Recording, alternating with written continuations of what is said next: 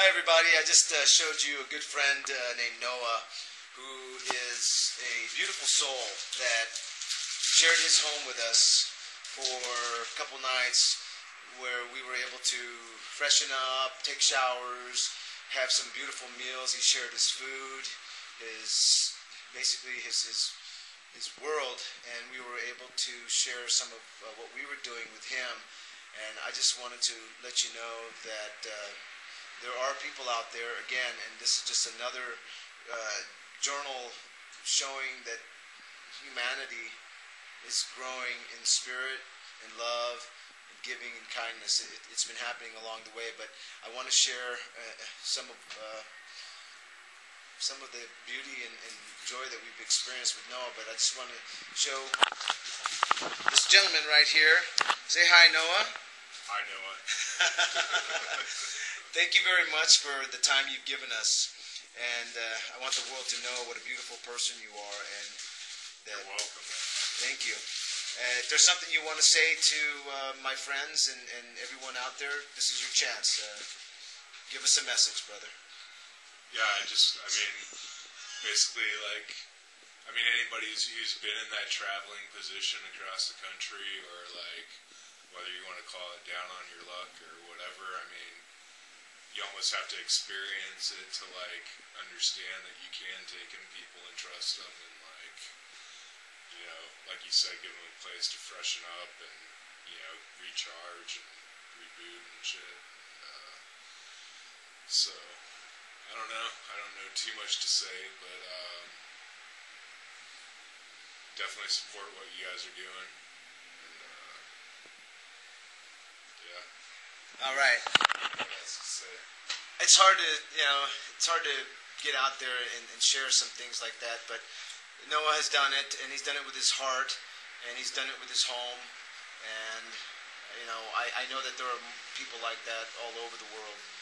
So we're going to continue our walk today. We're probably going to head on up to the Tempe March, and there's some other people that want to meet us, and so I think it would be edifying to meet as many beautiful spirits as we can along this walk. So thank you very much for watching my YouTube channel, and there'll be more to come. Namaste, all. I love you.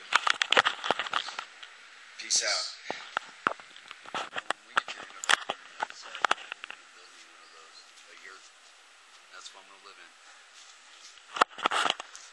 Hello world, here I am in Tempe, Arizona still. I had a beautiful friend contact me named Jay, and I'd like to say hello to him right now and share with you a shaman who is actually walking the walk as well. And as we look around his backyard, you can see the ethnobotanical garden that he's growing and nurturing, which is a very powerful place that I'm feeling right now.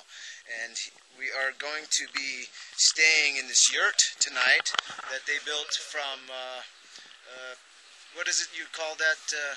It's thermoboard. It's thermoboard. Aluminum-sided foam insulation that they use for just building typical tract houses. Well, tell us about what your background is real quick, so people can understand why you chose to do this and what you hope to get from it. Well, just a couple things about me, I suppose. I currently work for the National Park Service. I'm a restoration specialist and a botanist. So I work with plants, and the reason why I chose to become a park ranger and do that type of work is because I feel that there's so many places in this country, in America, but also around the world, that the environments have been compromised. And the National Park Service's mission is to protect and preserve the areas of America that have been around for tens of thousands of years. And so part of my job is to make sure that those places are kept in the most pristine state, natural state as possible for future generations. That's awesome. So I'm also a practitioner of a lifestyle called permaculture, and it's a movement that's been gaining a lot of attention and a lot of energy over the last 30 to 40 years. And a man named Bill Mollison from Australia, who was a forester, came up with the movement along with his student and partner in crime, David Holmgren. And from the theories that they came up with, there's now a worldwide movement where millions of people are practicing permaculture. Yep, I've been involved in that too. Basically, permaculture is just a way of looking at the world to see how humans can become more in harmony and to come back into relation with the natural environment. So, growing gardens such as these, forest gardens we call them, where you have your own medicine, your own food. The trees here act as air cleaners for the really harsh air quality that we have here in Phoenix. Maintaining soil life, wildlife habitat. On any given day, you'll see hummingbirds come through here. Birds feed off of the sunflower seeds that we grew. Many, many things. So I've been practicing permaculture since the mid-90s, shortly after I graduated high school, and set out on my own to travel around the world. I also did a thing called woofing, which is still a viable option for people to travel around the world and to help out wherever they can. The acronym, it's WWOOF, and it stands for Worldwide Opportunities on Organic Farms. And I did that for a better part of 10 years. Instead of going to college, I traveled and met a lot of people, very similar to what Mel and Local Lizard are doing now. And yeah, I really ended up having a very spiritual connection to the earth and cultivating my spiritual awareness. Met many great people and learned very valuable skills in order to lead a lifestyle that is more in tune with the planet and is more self-sustaining. That's beautiful, my brother. Thank you, Jay. Well, I'm going to be learning a lot here while I spend some time with Jay, who is a good friend of mine who I met in Berkeley, oddly enough, and who also spent some time in Eugene, Oregon at the encampment over there. It's beautiful to feel at home with kindred spirits, and I find that everywhere I go. And so I just wanted to share that with you and let you know that there are people, again, that are working and doing things, and they're coming out of the woodwork. Look for them. They're in your neighborhood. They're everywhere, and you just have to walk around looking for it. They're not going to come to you.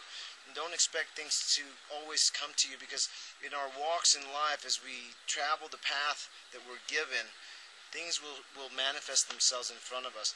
And until we do that, then they're not going to. We're going to continue hoping and wishing and using faith without works, because faith without works is dead, folks. What it says in the Bible. If you're a Christian, that's just the way it is. And so now here we are, walking the walk and enjoying life and meeting beautiful people that otherwise I would have never been able to experience in this world. So take care. I'll talk to you soon, and namaste.